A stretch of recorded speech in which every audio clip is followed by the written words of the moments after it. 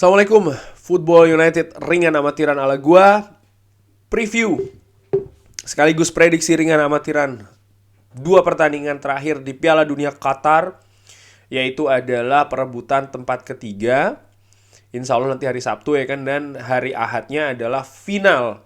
Seperti kita ketahui di perebutan posisi ketiga ada Maroko akan menghadapi Kroasia, dan di final Prancis akan ditantang oleh Argentina. Kenapa gue bilang ditantang? Karena ya Prancis statusnya kan sebagai juara bertahan. Oke, dari Prancis menghadapi Argentina ini merupakan 5 pertandingan dari kedua kesebelasan, di mana Argentina tentu saja di partai terakhir menang 3-0 menghadapi Kroasia, dan Prancis menghentikan mimpi Maroko, memberikan kekalahan pertama bagi Maroko, bahkan 2 gol pertama bersarang bersarang di gawang bunuh dari pihak lawan. Pun juga Kroasia ini merupakan kekalahan pertama diberikan oleh Argentina. Penampilan menurut gue kedua tim Argentina dan juga Prancis di semifinal luar biasa dengan karakteristik dan juga keadaan masing-masing yang tentu saja tidak sama. Di situ terlihat Prancis pernah kalah menghadapi Tunisia 1-0, walaupun Argentina di pertandingan pertama sebelum mereka menghadapi Meksiko, mereka juga kalah menghadapi Saudi Arabia. Jadi kedua tim yang bertemu di final kali ini, dua-duanya ini rekornya tidak 100%, alias mereka juga pernah meraih kekalahan. Menurut gua ringan amatiran, kalau gua salah tolong bisa dikoreksi ya. Tidak banyak tentu saja juara dunia yang di perjalanannya ini pernah kalah.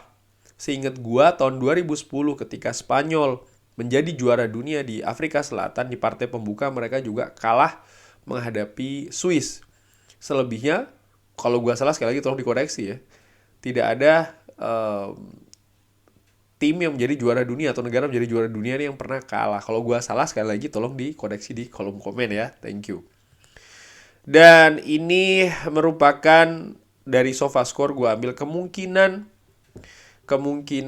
dari line up ataupun formasi dari Argentina dan juga Prancis. Christian Romero diprediksi akan bersama Nicola Otamendi, walaupun juga Lisandro Martinez bisa bermain di sana. Leandro Paredes, Enzo Fernandez ada di tengah, Alexis McAllister dan Rodrigo De Paul pun juga demikian di depan. Lionel Messi dan juga Julian Alvarez. Lionel Messi tentu saja akan berusaha untuk menutup karirnya di Piala Dunia dengan menjadi juara. Ini merupakan final kedua Lionel Messi. Final pertama terjadi di Brazil, di mana mereka kalah menghadapi Jerman. Sementara Prancis ini berusaha untuk mengejar rekor menjadi tim yang back-to-back juara dunia. Sekali lagi, gue tolong dikoreksi. Selama ini belum ada tim yang back-to-back menjadi juara dunia. Mereka kali ini final ya.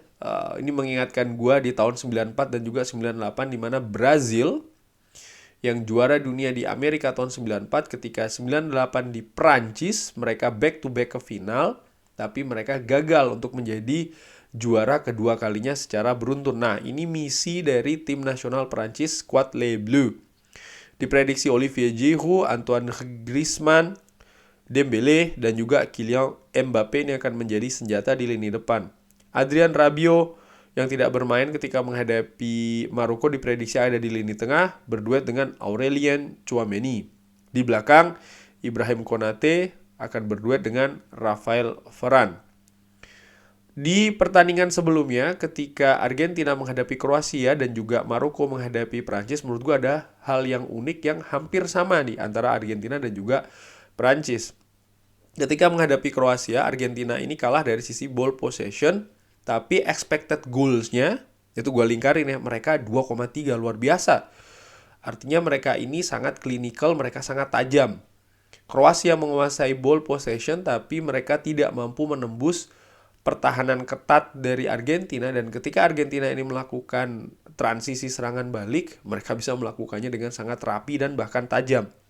Perancis pun juga demikian, expected goals-nya lebih dari Maroko, kendati pun ball possession lebih dikuasai oleh Maroko. Jadi situasinya ini menurut gue hampir sama antara Prancis dan juga Argentina di babak semifinal. Nah, ketika mereka berdua ini nanti akan ketemu, menurut gue bukan tidak mungkin akan ketat. Oke, kita tahu bagaimana Argentina punya Lionel Messi, akan mengandalkan Lionel Messi. Sementara Perancis juga dengan Kylian Mbappé-nya juga akan mengandalkan Kylian Mbappé dalam hal apa? Dalam hal transisi dari bertahan ke menyerang.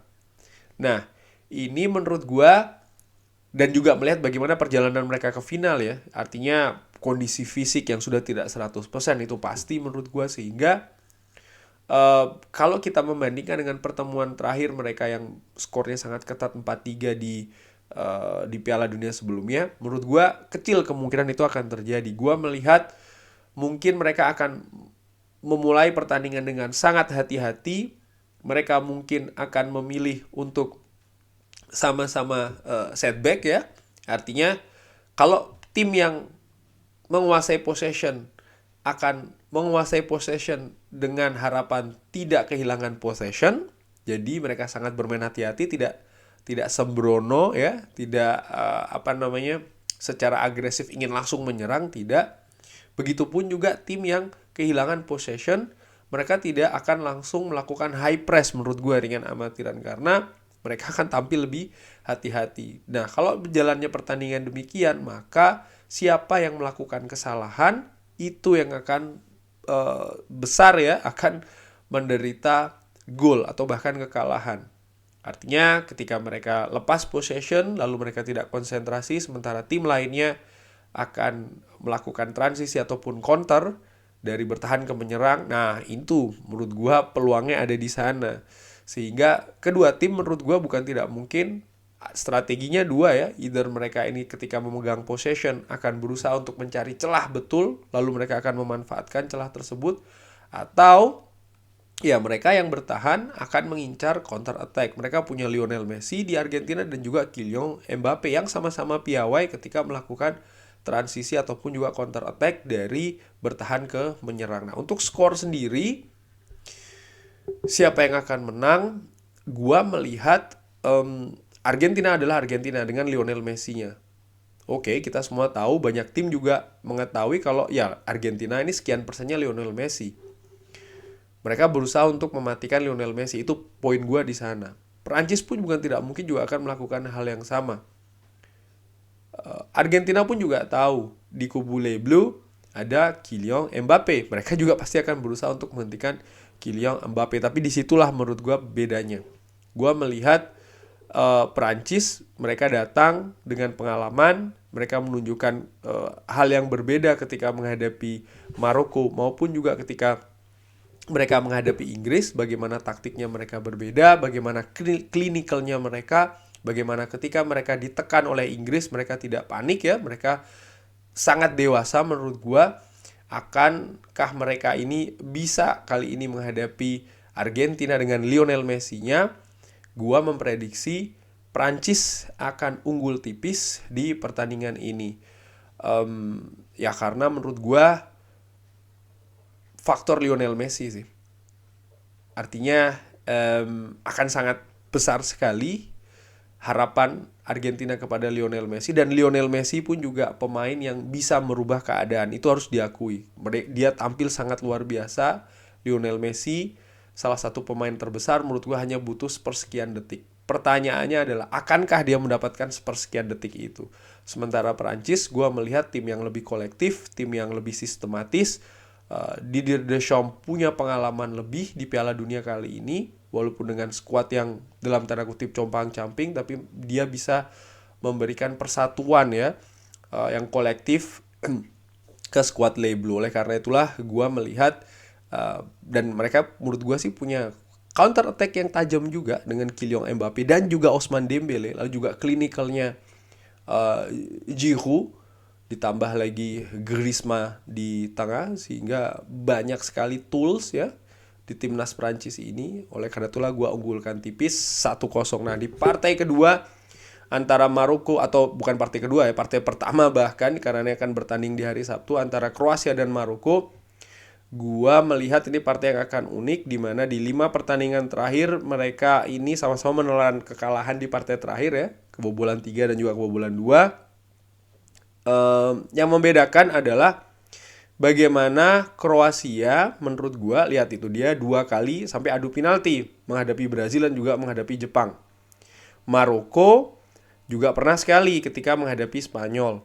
Kedua tim ini gua pikir punya masalah yang sama, yang salah satu masalah yang sama di semifinal, yaitu adalah faktor fisik. Gua melihat ada penurunan fisik di sana, terutama dari Kroasia ya. Mereka hanya bisa mengimbangi Argentina kurang lebih 15-20 menit awal saja. Setelahnya ya, apalagi setelah gol penalti itu, menurut gua Kroasia tampil tanpa fokus ya, dan juga tanpa akurasi, terutama umpan ya, sering sekali tidak bagus. Nah, ini merupakan perkiraan formasi dari kedua kesebelasan. Ada Sofyan Amrabat di Maroko, jenderal lapangan tengah menurut gua. Sofyan Amrabat tampil Spartan ketika menghadapi Prancis. Yahya Atiatullah nampaknya akan menggantikan Mazraoui yang cedera. Cukup banyak pemain dari Maroko ini cedera karena ya gangguan fisik menurut gua, kelelahan apalagi ya. Achraf Hakimi akan menjadi andalan di sektor bek kanan. Lini depannya masih dengan Boufal, Ziyech dan juga En-Nesyri. Sementara Kroasia tentu saja masih dengan Luka Modric yang kemungkinan besar sekali akan melakoni partai terakhirnya di Piala Dunia. Akankah dia mampu meraih juara ketiga ini? Ya, menarik ya. Dan uniknya lagi, Maroko dan Kroasia ini sudah pernah bertemu di penyisihan grup, di mana hasilnya adalah imbang 0-0. Walaupun Kroasia menguasai possession 65% di pertandingan tersebut, tapi expected goal-nya beda-beda tipis nih. Bahkan Maroko lebih banyak memiliki total shots 8-5. Gua melihat sekali lagi faktor fisik akan lebih menentukan di perebutan tempat ketiga. Kedua tim ini menurut gua dua-duanya sama-sama lelah. Jadi mereka ini butuh sesuatu yang bisa menjadi extra booster ya, terutama di penampilan pemain di atas lapangan. Mengenai gaya permainan, menurut gua bukan tidak mungkin Maroko akan tampil lebih agresif, sementara Kroasia akan berusaha untuk lebih mengimbangi dari sisi possession. Dan ini diharapkan mereka, kalau sedang mereka ingin artinya memegang possession, artinya mereka harus punya akurasi dalam melakukan possession itu juga dengan sangat baik. Nah, melakukan possession itu dengan akurasi yang tinggi ini erat kaitannya dengan keadaan fisik. Oleh karena itulah gue berpikir atau gue memperkirakan Maroko yang akan memiliki booster, yaitu adalah dari stadion, dari penonton, tentu saja dengan ekspektasi dan harapan. Nampaknya gue lebih unggulkan secara tipis ya, bukan tidak mungkin nanti tidak seperti pertandingan di grup. Mungkin nanti tempo dari Kroasia nampaknya akan lebih sedang-sedang saja, sementara Maroko mungkin di awal bahkan mereka akan berusaha untuk tancap gas untuk mencari peluang untuk ya mencetak gol duluan melalui counter. Itu yang mereka lakukan di match-match sebelumnya sebelum menghadapi Prancis. Ketika menghadapi Prancis ternyata Deschamps lebih cerdik. Mereka membiarkan Maroko yang tidak terbiasa menguasai possession diberikan possession dan mereka sering sekali kebingungan. Nampaknya di pertandingan nanti ketika menghadapi Kroasia situasinya akan kembali lagi di mana Maroko akan lebih banyak mengandalkan counter dan Kroasia akan lebih berusaha untuk menguasai possession, membongkar pertahanan dari Maroko. Itu prediksi gue. Jadi gue mengunggulkan Maroko yang akan unggul tipis dari Kroasia. Kurang lebih demikian bagaimana mau Sobat Football United prediksinya, siapa yang akan jadi juara dunia, siapa yang akan jadi juara ketiga.